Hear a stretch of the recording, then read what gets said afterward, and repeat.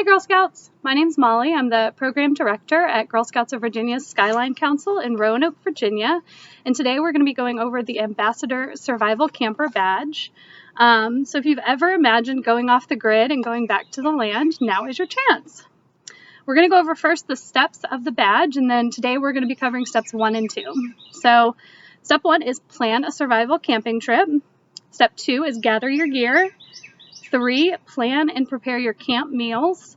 4 is learn a survival camp skill. And then 5 is go camping. So when you've earned this badge, you'll have planned and gone on a survival camping trip with a group of Girl Scouts or family members. So we should start by discussing what distinguishes a survival camping trip from a traditional camping trip, which you're probably more familiar with. So survival camping is challenging yourself to get by with fewer traditional camping amenities that you might find at, say, a commercial campground or at a state park campground. Things like restrooms, drinking waters. It also means heading out without a pre-made shelter, like a tent, and challenging yourself to camp with limited equipment. So learning how to do that safely and responsibly is what we're going to be talking about to earn this badge. So to complete this badge, it doesn't mean you just want to wander out into the wilderness, but it does mean that you want to plan a trip where you can practice your backcountry or your primitive camping skills. So you'll need to research camping locations. You want to get familiar with where you're going and go to an appropriate place. So before starting this badge, it's important to go over a few things to prepare and make sure that this is the right badge for you. So first you want to think about your budget. You have to figure out if you have the ability to pay for what you might need for this trip. If you need to do money earning beforehand, you want to know that and keep that in mind.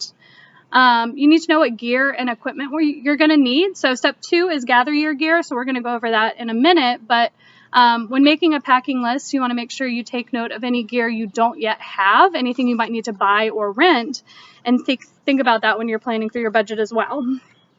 You also want to research your destination. You want to make sure you know how to get there.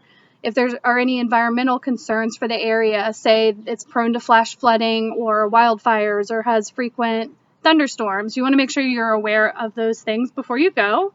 You also want to know what the terrain is like, and if there's any wildlife you need to be aware of. Here in Virginia, we have a lot of places that are bear country. We have a lot of black bears, so you want to, know that that's where you're going beforehand. If that's a prevalent animal in your area, you want to be prepared for that. You also want to know what's available, like what the facilities are like, if there are any. Some places have primitive bathrooms or privies, so knowing whether or not that's available is going to determine how you prepare and what you plan for. You also want to know if the place you're going, if they allow campfires. So a lot of places have restrictions, not necessarily on, what kind of campfire, but whether or not you can have them at all. And if you can, a lot of times it's in designated areas. So it's very important to know that beforehand.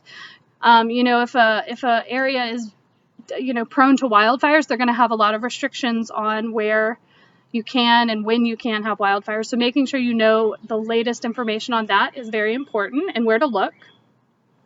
If camping is restricted to certain areas, some places have designated campsites along a trail, for example. Some places just let you have dispersed camping, so you can kind of camp wherever, knowing what that is like.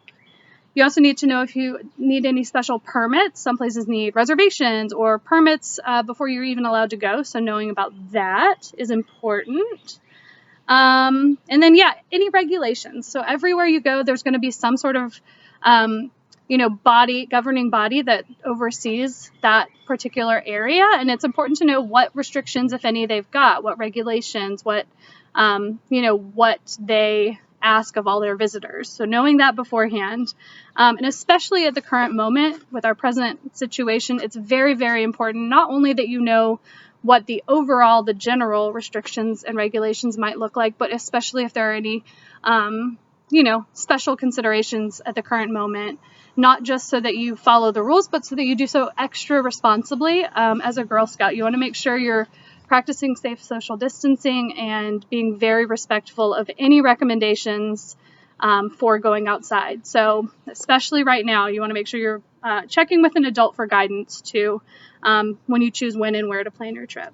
So lastly, before we get started, it's also very important that we go over the 7 principles of leave no trace, which hopefully you're all very familiar with.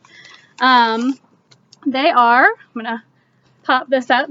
So they are: plan ahead and prepare, travel and camp on durable surfaces, dispose of waste properly, leave nature as you find it, minimize campfire impacts, respect wildlife, and be considerate of other visitors. So if you're unclear on any of those and what they might mean in the backcountry, I encourage you to go to lnt.org. That's the Leave No Trace organization's website, and it's got lots of information to help clear up any questions you may have. Also check with someone who may or may not be, or someone who may be more experienced in the Leave No Trace principles, and they can definitely provide you some guidance. So that is just to get started. And so to start with step 1, you're going to kind of have to complete this one on your own. I'm going to link a video that I found. It's of a survival camping expert, and she basically documented herself on a 6-day solo trip in the Canadian wilderness. She gets dropped in by a helicopter, they fly away, and she's on her own for 6 days. It's very, very interesting, and you can see all of her survival methods. She kind of talks through a lot of her things that she thinks about, and so that's a really great way to get advice from an expert. And that's what step 1 is all about. When you plan your survival camping trip, it's really important to get advice from experts. So watch that video, maybe find one of your own. If you can, talk to any, survival camping expert that you maybe know, or can, find someone online. That's great. You want to make sure that you're reaching out to appropriate sources and finding high quality information. So, getting as much information as you can from experts is the way to go. And things I want you to think about if you haven't already watched the video, and if you have, go ahead and think about these as I talk about them. Think about things like, how did she create her shelter? She's survival camping. She didn't bring a tent. How did she create her shelter with just what she found and the few things that she brought with her? What special gear or equipment did she bring with her? So she brought stuff not only to build her shelter, but certain types of food, certain things to help her along the way. Think about those things that she brought that are different from things you would take on just a normal camping trip. What food did she bring with her? So she did have a lot of her own food, but she also foraged. So think about what food she brought versus what she found while she was there. And then just think about what sort of planning you think she did beforehand. What steps did she have to take to make that trip happen? Obviously, she flew in on a helicopter, so that was a very specific thing she had to plan and probably budget for. So thinking about that and all the other things along the way that she had to think about beforehand in planning her camping trip, and think about the things that you'll want to plan and the things you'll have to do to make that plan happen. So once you feel like you're confident that you know what a survival camping trip looks like, you want to do it, and you're ready to plan your own expedition, the next step is going to be step 2, gathering your gear. So we're going to talk about that in just a minute, and we're going to go over a lot of the thought processes behind how you figure out what to take on a survival camping trip. So I've collected a few of my things to show you, and I've also made a list. So it's nowhere near comprehensive, but if you're an experienced camper, this badge is a chance to take your skills to the next level. And so you want to go ahead and think about all the things you would need for a typical camping trip, and then think through what it will look like on a survival camping trip instead. So a lot of these things are pretty normal, but some things you might not want to bring the exact same type of it based on the trip you're planning. So thinking through all these questions after you've started the planning process is really important. So I'm going to go through a few things and talk about why you may want to bring a certain option over another, because on a survival camping trip, everything you take is going to be in this backpack carried on your back, right? So you want to make sure you're thinking that through. So I've got here my rain jacket, and it's very lightweight. It's a great option to take on a backpacking trip because you want to have something for rain protection, but you don't necessarily want a super, super thick, heavy rain jacket. So this is a great option. It packs down super small if I need it to. So that's a good choice. You also probably want to bring a tarp, right, on a survival camping trip, because if you're making your own shelter with it, it's going to be helpful. But this traditional tarp is going to be really bulky. It's pretty heavy, and it's just really thick, kind of cumbersome to carry. And so they sell much thinner, easier to work with, way easier to pack and carry on your back tarps. So maybe thinking about the different options you have for that, that'll be really important. We'll get back to some of this stuff. Here is my typical water bottle that I use in just normal life. It's insulated. It's really great. It keeps my water nice and cold. I really like it, but it's pretty clunky. It's pretty heavy, and it actually doesn't hold that much water. What is it, 24 ounces? So this would not be an ideal choice on a survival camping trip. Instead, I might want to bring a much bigger, I think this is 2 liters water bottle that will be way better to take. It holds a lot of water. It might not be insulated, but it's gonna be a way better choice. Another thing to think about, we'll go back to the list, not just water, but in your reusable bottle, but water purification methods. So you may have to purify water on your trip. So this is my Sawyer squeeze. It's how I purify water when I'm on a survival camping trip. It's great. It's really, really useful. And it's super, super easy. So I definitely recommend investigating that. Another thing you might need to think about though, is some places that you go don't have lots and lots of water that you'll pass along the way. So you may need to take a really big, this is a platypus. It's a big water container. It's, it's flexible and it packs down really nice and small. And it's a way to carry a lot of water. I think this one's 3 liters, but they sell really big ones as well. To carry water, if you're going somewhere you're not going to come across like a creek or a stream or water you could filter, you may not have that opportunity. So knowing where you're going in advance, again, going back to planning, sometimes you may need to take both of these because you never know what you're going to come across. So those are things you want to think about. That's a lot different than for a regular camping trip. Here's a few other things. So first aid kit you might see on the list. I have one right here. So this is true of everything we're going to talk about, but not just what you carry, but making sure you know how to use everything that's in here. Going through it all before your trip, making sure you know what it's all there for, and making sure you have every piece you need is super, super, super important. So those are really, really good tips on your trip.